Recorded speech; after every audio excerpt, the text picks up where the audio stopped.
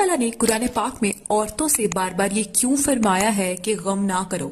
سورہ قصاص کی آیت نمبر 18 میں فرمایا ہے ترجمہ تاکہ اس کی آنکھوں کو سکون ملے اور وہ غمگین نہ ہو۔ پھر سے سورہ احزاب کی آیت نمبر 51 میں بھی یہی فرمایا ہے تاکہ ان کی آنکھیں ٹھنڈی ہوں اور وہ غمگین نہ ہوں۔ پھر سورہ مریم کی آیت نمبر 24 میں فرمایا ہے غم نہ کرو۔ پھر سورہ قصاص کی آیت نمبر 7 میں فرمایا ہے نہ ڈرو اور نہ غم کرو۔ مگر اللہ تعالیٰ بار بار یہ کیوں کہہ رہے ہیں کہ اداس نہ ہو، ڈرو مت، غم نہ کرو؟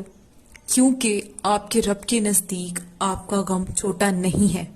عورت میں اداسی صرف ایک جذباتی کیفیت نہیں ہے۔ اداسی عورت کو بہت طرح سے متاثر کرتی ہے، اس کی صحت کو متاثر کرتی ہے، اس کے جسم کو کمزور کرتی ہے، اس کی نیند کو متاثر کرتی ہے، یادداشت کو کمزور کرتی ہے اور بالوں کے گرنے کا بھی سبب بنتی ہے۔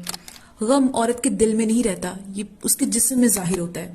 اللہ نے عورت کو نازک بنایا ہے، اسی لیے اللہ تعالیٰ نے قرآن پاک میں بار بار اسے کہا ہے کہ غم نہ کرو، ڈرو مت، کیونکہ اللہ جانتا ہے کہ عورت کا دکھ اس کے آنسوؤں میں نہیں ٹھہرتا، یہ سفر کرتا ہے، اس کے دل کو کمزور کرتا ہے، ہارمونز کو ڈسٹرب کرتا ہے، فرٹیلیٹی کو متاثر کرتا ہے، اس کی سکن کو خراب کرتا ہے۔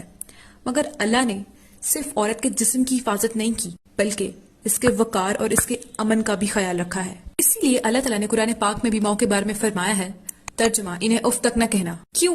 کیونکہ الفاظ تکلیف دیتے ہیں اور عورت کا دل نازک ہوتا ہے۔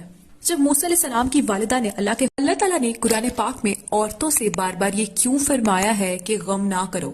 سورہ قصاص کی آیت نمبر 18 میں فرمایا ہے ترجمہ تاکہ اس کی آنکھوں کو سکون ملے اور وہ غمگین نہ ہو۔ پھر سے سورہ احزاب کی آیت نمبر 51 میں بھی یہی فرمایا ہے تاکہ ان کی آنکھیں ٹھنڈی ہوں اور وہ غمگین نہ ہوں۔ پھر سورہ مریم کی آیت نمبر 24 میں فرمایا ہے غم نہ کرو۔ پھر سورہ قصاص کی آیت نمبر 7 میں فرمایا ہے نہ ڈرو اور نہ غم کرو۔